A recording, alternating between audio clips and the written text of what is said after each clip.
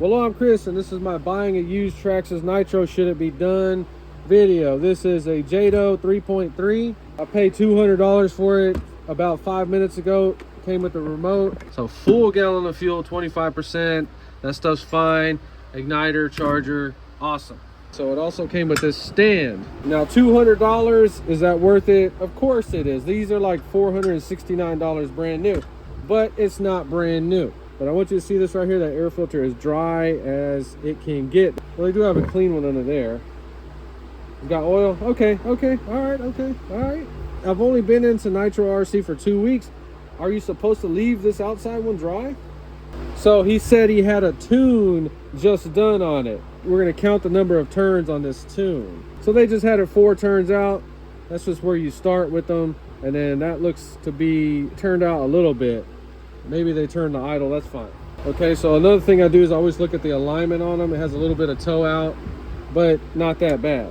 You'd be surprised how many people get out of RC because they never check their alignment. And if you have toe out on there, every time you try to go straight, the car's just gonna go wherever it wants to go. Let's look at the fuel in it. He said he put some in there. It's clear. I thought that stuff was blue. Okay, always inspect the lines on the fittings. These things will crack, you know, just cut it off. All that stuff looks good. Okay, so just a basic transmitter, 2-channel. Let's see if it comes on. Oh my goodness. Okay, so it was running. I didn't make them start it up. I just checked for compression. If it has compression on it, I'm good to go. I'll get that thing running one way or the other. Okay, you're gonna push in for the throttle, and then the brake is the opposite direction. All right, so far the electronics come on. That's a good thing. To check the compression, just pull it slow at first, and if it's fighting you or feeling like it's holding, it's got good compression on it. You know, if you come out here and this thing is just like real easy, man, you have no compression and you might not be able to get it started. All right, so it came with this igniter. That looks expensive. Team Losi glow plug. Oh my god, oh god, this one is extra hot. I don't know, it seems like it might be this igniter. We can prime it if we want to. Hold that. We're gonna watch the fuel go up to the carburetor. You'll see the little dot. Just give it some little baby pulls. Okay, oh, it just bumped. Just hold it down. Oh my goodness.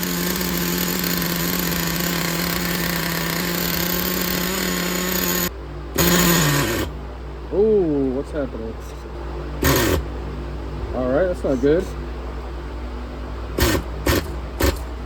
What the heck? It's like it's out of gas. All right, I was starting to freak out there for a little bit, but whenever I was counting the turns, I never went back out like I was supposed to. So I closed that. Oh, we got to prime it a little bit. Hold on. All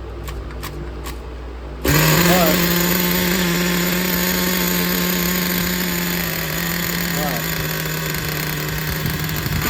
Oh my goodness. Hey.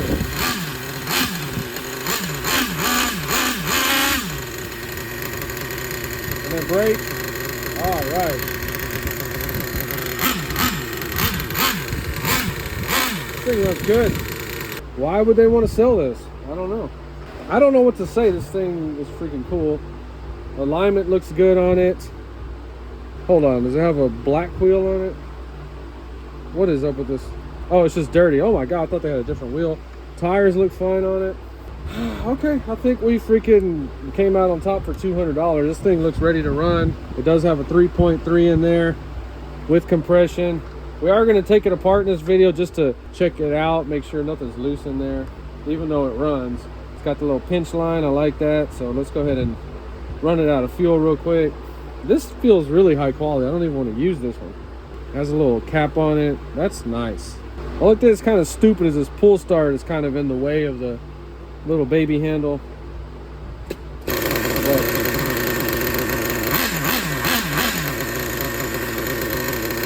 Hit the fuel.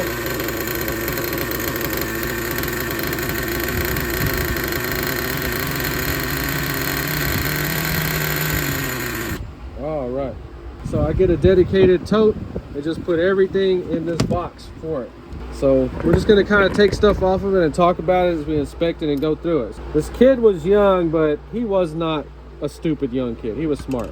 All right, so if you're ever scared to hold them and think they're going to burn your hands, just get you an old cylinder head if you have one. Oh, that's a weak one. Look at that. Okay. All right. Okay. This thing is just needs to be charged. Always check those wheels. Make sure they're straight. It's crazy that the wheels are so straight on this thing. This tells me they weren't using it that much. The tires, I would imagine the rear tires to have no tread on this thing. Our air filter was okay. Remember, they just had the outside one dry. That looks really good. All right. Notice how the shocks are run down. We will be checking to see if they have oil. Let's attack the rigged up crap first. What is this? One thing to note right off the bat, this is cracked right here. So maybe they were dirt jumping it or something. Okay, it's just a broken servo tabs. We can fix that super easy. All right, let's see. Do they have the 4 AA's in there? Do they buy a battery pack for it? Oh, man. So the richest guy I ever bought a used RC from had the cheapest batteries in it. And actually the poorest guy I bought an RC car from had the most expensive batteries in it. They're still good. But in case you do not know, you can buy this rechargeable one. Fits in there. This is so much better. All right, so we do have the coated washers in there, so that's a good thing. Let me get some more stuff off of this. So the tires are glued and all of them are in good shape. All right, so this one has some covers. First time seeing these shock covers for dirt. That's cool. Okay, so this is the first time I've ever seen the shock oil dirty like that, so we will be draining these. Put the screws back where they go and remember which hole it was in. I like these sway bars a lot. Very cool. All right, let's get this exhaust off. All right, in good shape. All right, so yeah, it can come out like this. So it has some spacers on the bottom. All right, so on this one, it's using the exhaust flange length bolts for the motor mounts. All right, so at this point, let me get the rest tore down and we'll talk about anything I found broke on it. So we're opening up the transmission and it's completely dry in there. Look at that. So I don't know, I guess the factory did not put grease in there. There's not a drop of grease in there. Nothing's worn, everything looks good. It was sealed off real good. I'm the one that dropped the dirt in there. It was clean. All the drive shafts, joints look good, feel good. Bearings feel good. All right, so the JATO's completely taken apart. We're gonna wash and clean everything. I'm gonna have to buy this part because it's cracked. And then I dropped one of these little bushings and I cannot find it. So, not too bad. So the moment of truth of why I buy these is because I like these 3.3 inches. They seem to start and run pretty good. So I got the pull start off very carefully, one-way bearing. We're gonna pull this cover and inspect the rod. So I have 3 of them over there that threw rods from the piston wrist pin. So we need to take it apart to clean it because it is absolutely filthy. Kind of pulls back.